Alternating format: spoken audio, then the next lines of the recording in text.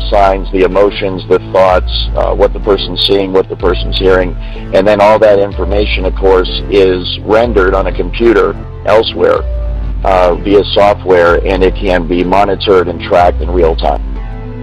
They control the mind the same way that they teach the AI computer systems at the high level of AI. And we're talking about AI that is so sophisticated that it operates a sentient world simulation, so sophisticated that it actually taps in and controls the mind. And you start thinking about us being the qubits in some massive giant quantum computing simulation. It's almost as if they're either trying to harness or to recreate what is commonly referred to as a collective consciousness.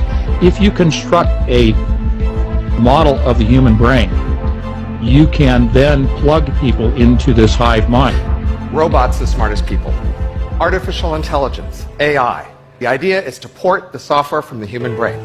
And Google was the primary interested party that pulled this whole thing together. What they're going to do is apply this machine to an area that I think is fundamentally important. It's the crux of our future as humans.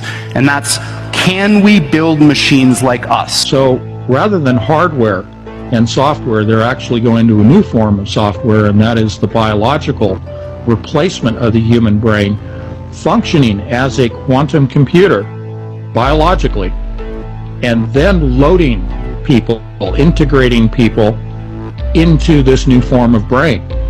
There will be a virtual version of your brain as far as data is concerned, of what molecules, what chemicals, and whatever make up the actual physical brain. That data could be stored in the computer. What I am principally is not this material stuff, but a pattern of information. Well then, if the pattern is the essence, and if you copy the pattern to whatever level of precision you need, then that copy that has the exact same pattern should be me. You can make a good enough model of an entire brain, and that model would have the same input-output behavior as the original. So, if you talk to it, it might talk back.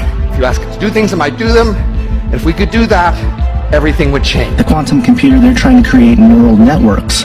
Well, what's the best way to create neural networks? Plug in the real brain, right? Because the simulations can happen. The quantum computer can simulate a human brain now. This is why you are receiving voice-to-skull transmissions. This is why you are being attacked with microwave and frequency weapons.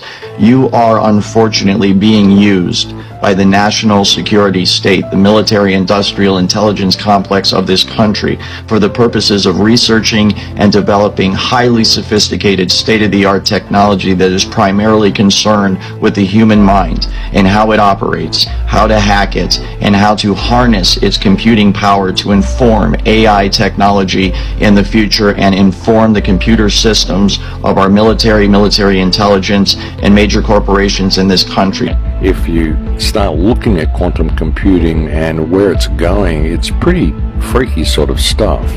And thinking about the world as an electrical universe and the fact that we are energetic electrical beings, that's how we work. Everything is electrical. Every signal that runs through our body is electricity.